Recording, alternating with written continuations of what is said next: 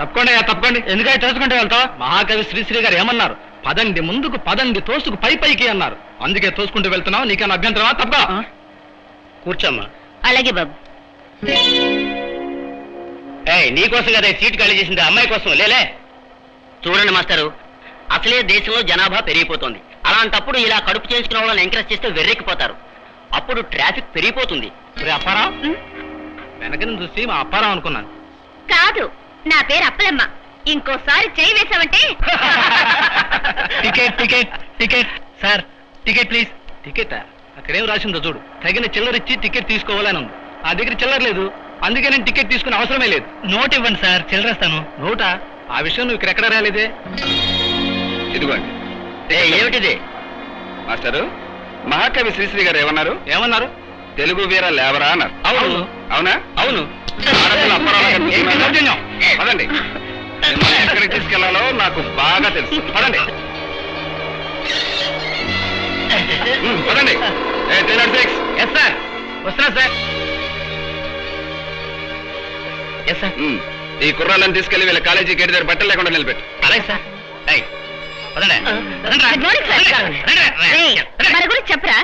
ఈవిడ మా అక్కయ్య అండి. ఈవిడ పేరు జాకి. కాదు, నా పేరు జాకి, ఆవిడ పేరు రాణి అండి. ఈవిడ ఎక్కువగా మాట్లాడదా? ఎప్పుడు ఎక్కువండి, అప్పుడు తక్కువ. వస్తామండి. నమస్కారం. అమ్మో పాపం ఎక్కువ. సరిగ్గా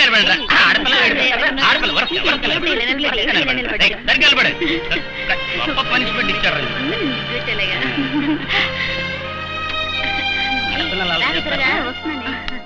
వస్తానండియా. సరిగ్గా నిలబడండి. కానిస్టేబుల్, నమస్కారం సార్. ఈ దిక్కుమాలిన పర్సనాలిటీస్ ని ఇలా బట్టలు లేకుండా నిల్చోబెట్టారంటే? ఆడపిల్లలు అలరబెడుతుంటే కొత్తగా వచ్చిన ఎస్ఐ గారు ఇలా నుంచోబెట్టమన్నారండి. ఇకనైనా బుద్ధి వస్తుందని. అయితే మీ డిపార్ట్మెంట్ లో కూడా బుర్రన్న వాళ్ళు ఉన్నారన్నమాట. ఎవరతను? క్రాంతి కుమార్ గారని కొత్తగా వచ్చారండి. నువ్వెక్కడికి రా సచ్చినోడా? నువ్వెక్కడ ఉండు, నేను వెళ్ళొస్తాలే. ఎస్ఐ గారితో రహస్యాలు మాట్లాడాలి. అలాగైనా ఓకే, ఇలాగైనా ఓకే. పైగా నాలాంటి పెద్ద మనిషి పోలీస్ స్టేషన్ లోపల రావడం పరుగు తక్కువ పని కూడాను. నువ్వు ఆ పని చూసుకో, నేను ఈ పని చూసుకుంటాను. వెళ్ళే.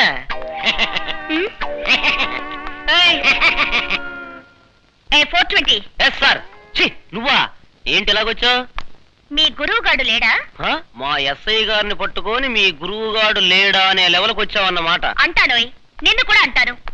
అట్టే మాట్లాడావంటే పాయింట్ చూసి పటక్కన పెట్టేస్తాను. చెప్పు, నీ గురువు లేడా? లేరు. ఏం పని?